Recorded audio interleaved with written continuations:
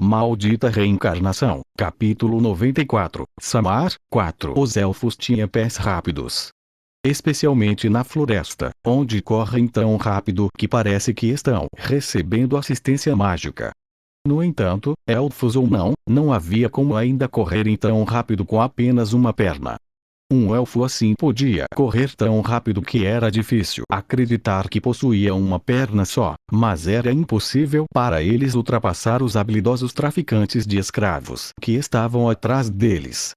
Seu coração parecia que estava prestes a explodir, sua perna protética desleixada já havia começado a quebrar e sua cabeça parecia estar girando.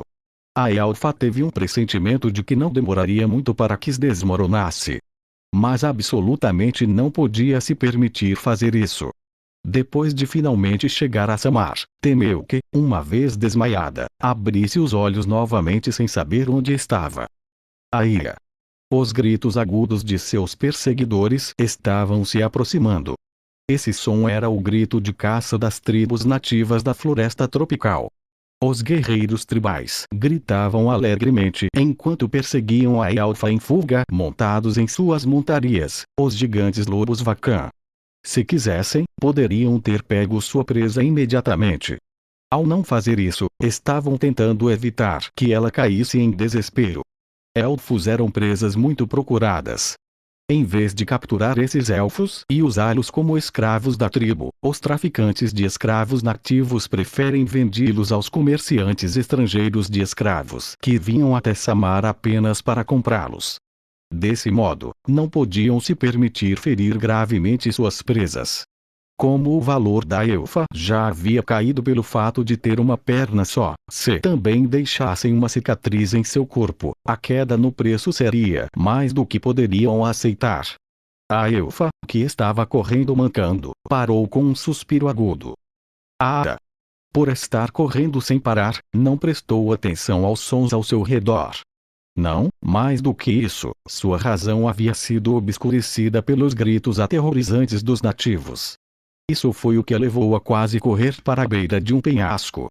Com olhos trêmulos, olhou para baixo. A base do penhasco, uma grande distância abaixo, era coberta por um rio corrente. Ela precisava encontrar um caminho diferente. Mancando, a elfa fez menção de se retirar. Mas então, uma longa lança caiu no chão perto dela. Kiara! A elfa soltou um grito enquanto seus ombros tremiam de medo. Os guerreiros tribais estavam bloqueando o caminho da elfa de volta do penhasco. Os lobos Vacan carregando os guerreiros estavam soltando sons de rosnados enquanto expunham suas presas afiadas. Os nativos horrivelmente mascarados riram enquanto apontavam para a elfa. O significado por trás de seus gestos era que a elfa deveria simplesmente desistir da resistência e silenciosamente se permitir ser capturada. A elfa mordeu seus lábios trêmulos. Não havia como se comunicar com esses bárbaros.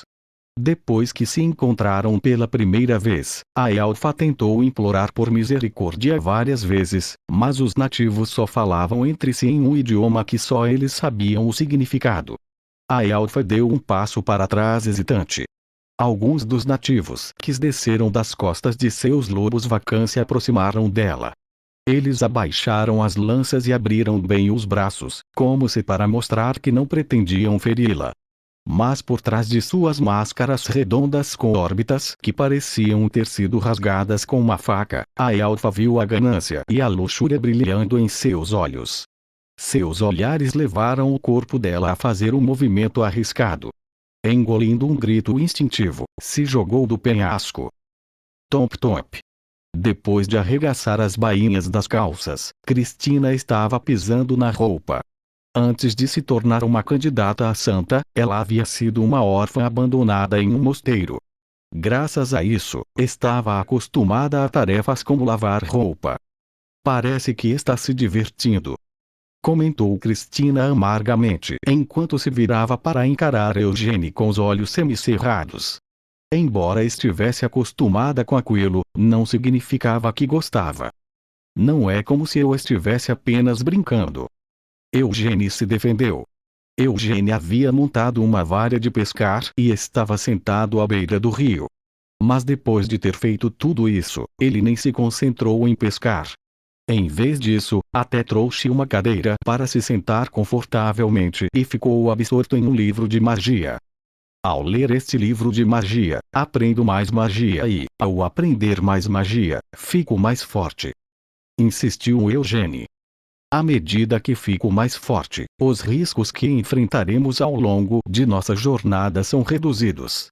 Se isso acontecer, então, você está muito prolixo hoje. Cristina o interrompeu. É porque eu já tive que dizer isso várias vezes, mas você vive me questionando. Se não queria sofrer assim, então não deveria ter me seguido. Eugênie disse com um encolher de ombros desdenhoso enquanto virava a página.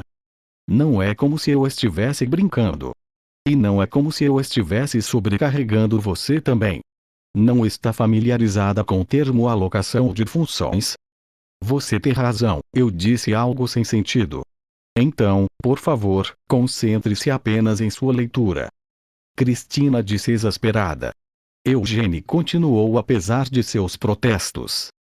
Não é como se eu estivesse fazendo você fazer tarefas como essa o tempo todo também. Eu cuido da caça e da luta, e também enxugo a roupa. Tudo o que você precisa fazer é lavar a roupa e cozinhar, certo? Mesmo assim, sua comida não tem um gosto tão bom, então sou eu quem geralmente cuido disso. Você não ia estudar? Cristina o lembrou. Agora que toquei no assunto, devo dizer que há muitos problemas em como você cozinha. Eugênie continuou seu sermão. Já não lhe disse tantas vezes que prefiro sabores mais fortes? E a carne não deve ser cozida demais, apenas a ponto de pingar um pouco de sangue. Estou fazendo isso por preocupação com seu corpo, Sir Eugênie. Cristina se defendeu. Suspeito que você esteja apenas cozinhando de acordo com seus próprios gostos. Acusou Eugênie. Estou no auge da saúde, então não vou pegar nada comendo um bife vermelho ensopado que foi sufocado em especiarias. Cristina parou de protestar e apenas manteve os lábios fechados. Já faz mais de um mês desde que entraram nesta floresta. Muita coisa aconteceu ao longo do caminho, e Cristina tinha uma boa noção de quão intratável era a personalidade de Eugênie. Especialmente quando se tratava de argumentos, já que Cristina nunca foi capaz de derrotar Eugênie em um debate direto. Cristina sempre pensou que, como sacerdotisa, deveria manter um coração compassivo, mas depois de conversar com Eugênie, ela sentiu o desejo de esquecer seu sacerdócio e apenas dar um soco na nuca dele. Por acaso esse livro tem algum feitiço relacionado a lavar roupas escrito nele? Cristina perguntou esperançosa. A sua magia sagrada tem algum feitiço para isso? Eugênie devolveu a pergunta. Porque a magia sagrada teria feitiços para lavar roupa? Cristina protestou. Então por que eu deveria aprender algum feitiço em relação a isso? Eugênie apontou. Quantas vezes vou acabar tendo que lavar minha própria roupa? Na verdade, isso era uma mentira. Entre os vários feitiços que Eugênie aprendeu em Arot, havia também alguns feitiços para lavar roupa. Ele tinha acabado de começar a fazer Cristina lavar a roupa como uma brincadeira para aliviar seu tédio. No entanto, se confessasse agora e dissesse a ela que realmente sabia como usar magia para lavar roupa, ele temia que pudesse acabar levando um soco no meio da cara de Cristina. Além disso, o que Cristina estava lavando agora era seu próprio uniforme clerical. Eugênie tinha muitas roupas em seu manto que poderia vestir, mas Cristina não compartilhava essa opção. Cristina também tinha uma bolsa que continha alguns encantamentos espaciais, mas sua bolsa não tinha tanto espaço de armazenamento quanto o manto das trevas. Enquanto vagavam pela floresta, não conseguiam passar um dia sem sujar suas roupas de alguma forma, mas Cristina não suportava ter sujeira em seu uniforme clerical, que sempre deveria ser mantido escrupulosamente limpo. Você pode simplesmente usar outras roupas. Se uma sacerdotisa não usar suas roupas clericais, o que mais ela deve usar? Especialmente porque é pela vontade de Deus que eu o acompanhe, Sir Eugene, então não posso absolutamente tirar meu traje sacerdotal. Não era como se ele não entendesse de onde ela vinha. Na vida anterior de Eugene, Anise também teimosamente insistia em usar seu uniforme clerical enquanto viajavam. Embora em Elmut ela usasse o que quer que pegasse, lembrou Eugene. Em todo caso, isso significava que foi a própria Cristina quem decidiu que era uma boa ideia lavar a roupa descalça na água fria do rio. Então, Eugene não sentiu nenhuma culpa por não usar feitiços para lavar roupa e ajudá-la. Ele iria secar as roupas molhadas com a ajuda de um espírito do vento assim que Cristina terminasse de lavar, então já não estava fazendo o suficiente? Eugene de repente murmurou enquanto parava a leitura do texto mágico e levantava a cabeça. Isso não era uma reação ao movimento da vara de pescar. Levantando-se da cadeira, Eugene espanou o fundilho da calça e virou-se para olhar rio acima. É um monstro? Cristina perguntou, virando-se para olhar para Eugene enquanto fazia uma pausa no meio de torcer suas vestes secas. Esta floresta estava infestada de monstros, mas eles também não podiam descartar a possibilidade de serem bandidos. Mas como estavam lavando roupa perto de um rio, era mais provável que tivessem conseguido provocar um dos monstros que viviam no rio para atacá-los. Não. Respondeu Eugene enquanto pegava a vara de pescar. É algo bem interessante. Com um sorriso, Eugene lançou sua vara de pescar. Conforme a longa linha de pesca se desenrolou, ela foi coberta pela mana de Eugene. Eugene manipulou a linha de pesca usando sua vontade e pegou um objeto que veio flutuando rio acima. Uma elfa? Cristina questionou com uma expressão alarmada. Eugene puxou a elfa que havia capturado para a margem do rio. A floresta Samar sempre foi abafada, mas a água do rio era fria. Depois de olhar para o corpo pálido e exausto da elfa, Eugene estendeu a mão. Embora o corpo dela estivesse frio como gelo, ainda respirava fracamente. Eugene primeiro convocou um espírito de vento para secar suas roupas molhadas, então criou uma chama usando magia. Cristina. Chamou Eugene. Sim. Cristina respondeu quando imediatamente parou o que estava fazendo e foi para o lado da elfa. Uma luz forte brilhou em suas mãos e varreu o corpo dela. Com isso, a cor voltou à pele com rapidez suficiente para que a mudança pudesse ser vista a olho nu. Então é uma escrava, Eugene confirmou. Levantando a bainha de suas roupas, Eugene encontrou uma marca que havia sido feita perto do umbigo. Embora a escravidão já tivesse sido abolida em sua vida anterior, mesmo naquela época havia uma quantidade abundante de escravos ilegais.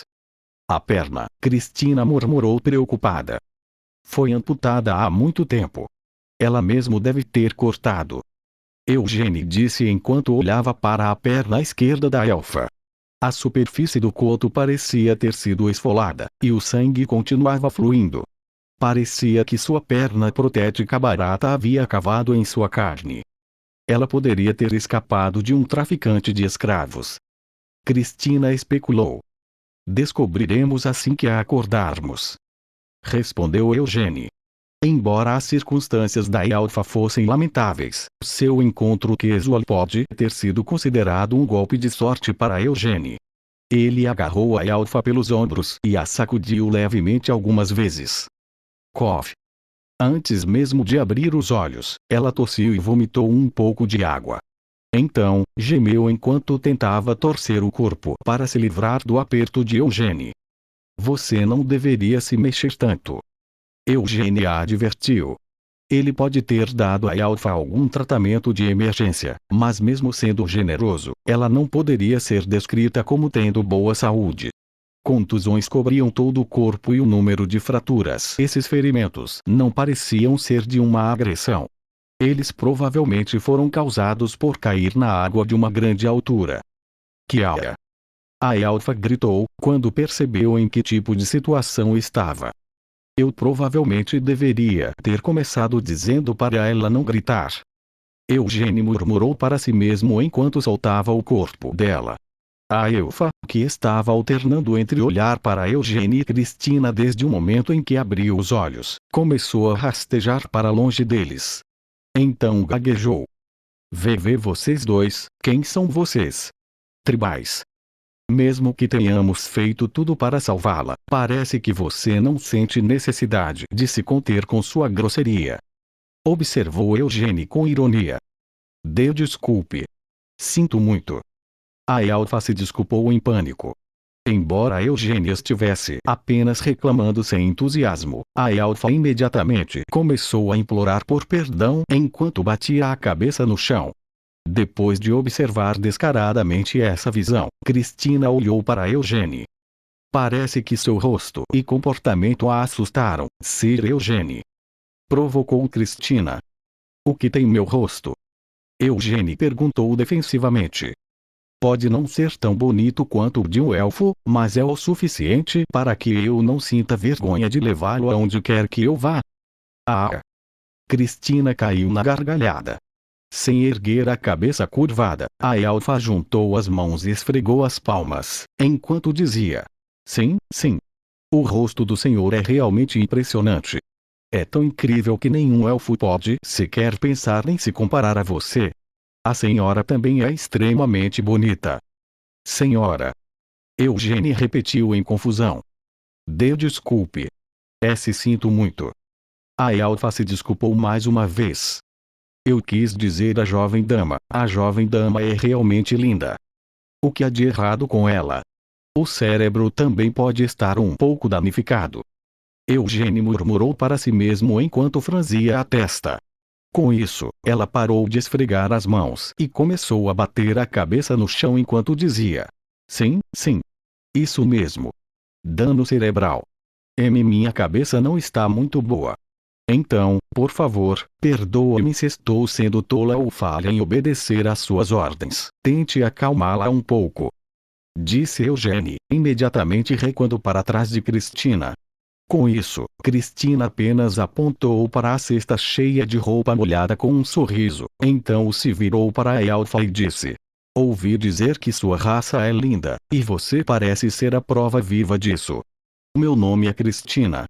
Sou uma sacerdotisa que serve ao Deus da Luz.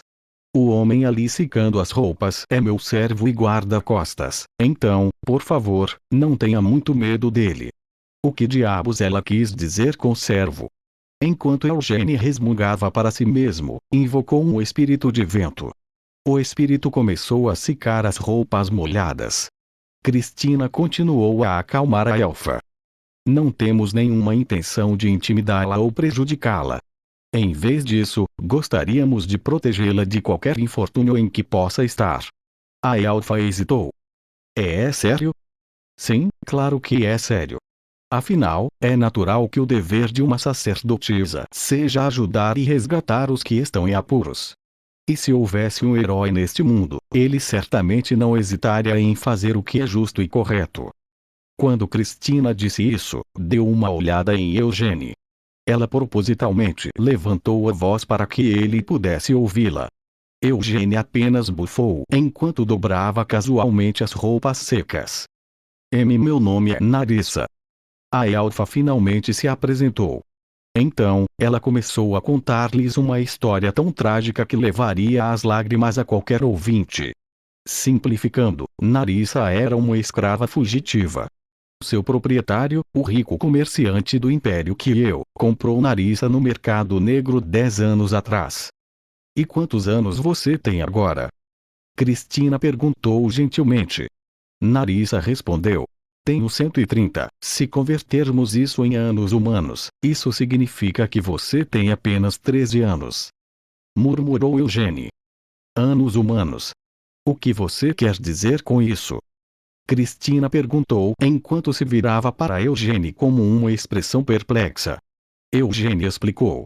O tempo de vida de um elfo se estende aproximadamente por 1000 anos. Humanos normais podem viver até 100 anos se conseguirem viver uma vida longa sem nenhuma doença. Então, se você converter a expectativa de vida de um elfo em humana, cada 100 anos para eles conta como 10 anos para nós. Que besteira é essa? Cristina balançou a cabeça enquanto murmurava isso. A lógica por trás de sua afirmação parecia tão absurda que nem era engraçada, mas Narissa apenas bateu palmas em concordância com um sorriso servil enquanto dizia: sim. Na idade dos elfos, posso ter 130 anos, mas na idade humana, tenho apenas 13. Eugênie continuou seu interrogatório. Então onde fica sua cidade natal? Você nasceu em Samar. Minha cidade natal é no Monte Odon do Império Kiel. Narissa admitiu. Há elfos morando lá também? Eugênie perguntou surpreso. Não mais. Depois de dizer isso, a cabeça de Narissa afundou, incapaz de encontrar mais palavras. Eugênie e Cristina poderiam descobrir o que havia acontecido sem nem mesmo perguntar. Era raro um elfo viver escondido nas profundezas das montanhas, mas não era raro um elfo que vivia escondido ser capturado e escravizado por um traficante de escravos. Cristina suspirou. Ah, que lamentável! Depois de muito tempo, Cristina finalmente mostrou a aparência de uma verdadeira santa. Ela abriu os braços e abraçou Narissa, acariciando suas costas trêmulas. Deve ter sido tão doloroso para você. Cristina murmurou com simpatia. Você teve que cortar seu próprio tornozelo só para escapar, e então veio até esta floresta. Eugênie passou por Cristina enquanto ela continuava a confortar Narissa. Ainda acariciando as costas de Narissa, ela olhou para Eugênie, mas não disse nada. Apenas acenou com a cabeça para ele, fazendo com que Eugênie sorrisse. Elfos eram uma raça forte. Ao contrário dos humanos, eles possuíam afinidade com todos os espíritos e podiam sentir a mana mesmo sem nenhum treinamento específico. Seus músculos também eram muito mais flexíveis e duráveis do que os dos humanos. Os caçadores estavam sempre bem informados sobre as raças que caçavam e só iam caçar depois de fazer preparativos completos. O mesmo acontecia com os nativos que viviam na floresta. Eles nasciam como caçadores e eram criados como caçadores. Um ser humano comum poderia não ter sobrevivido pulando de um penhasco alto e caindo no rio abaixo. De tal altura, pousar na água não era diferente de pousar na rocha. Se fosse um humano, teria morrido, mas um elfo não. Não era apenas porque seus corpos eram mais fortes. Ter afinidade com os espíritos significava literalmente ser amado por esses espíritos. A principal razão pela qual os elfos podiam correr tão rápido era que os espíritos dispersos pelo vento os empurravam por trás. Isso também se aplicava a esse tipo de queda. O vento e a água do rio teriam protegido o corpo da elfa. Sabendo disso, os traficantes de escravos não pararam de persegui-la. Então vocês são da tribo Garung. Eugênie cumprimentou os caçadores de onde estava sentado, em uma grande pedra. Faz um mês desde que entraram pela primeira vez na floresta tropical. Não estavam apenas vagando durante todo esse tempo. Também encontraram alguns mercadores que estavam atravessando a floresta e até alguns nativos que pertenciam a diferentes tribos. Não foram encontros muito agradáveis. Os mercadores zombaram do disfarce de Cristina como missionária, e os nativos tentaram escravizar os dois estrangeiros que viajavam sozinhos sem escolta. Todos eles imediatamente pagaram o preço por agir como idiotas. Por meio desse processo, Eugênie ouviu falar das várias tribos que viviam nessa floresta. Quanto mais fundo você entrava na floresta, mais selvagens e ferozes os nativos se tornavam, especialmente em seu ostracismo de forasteiros. Os Garung eram um exemplo de uma dessas tribos. Eles capturavam todos os estrangeiros e os tornavam escravos de sua tribo. Se o estrangeiro que capturassem fosse um comerciante rico ou um nobre que viesse para um passeio luxuoso, tinham a chance de serem devolvidos assim que a tribo recebesse um resgate grande o suficiente. Mas mesmo assim, isso acontecia apenas se os capturados tivessem sorte. Se não tivessem sorte, seriam simplesmente mortos e comidos. Algumas das tribos nativas praticavam o canibalismo, e os Garung eram uma dessas tribos. Forasteiro, falou um dos nativos montado nas costas de seus grandes lobos. Ele puxou a máscara do rosto, deixando óbvio que estava olhando para Eugênie.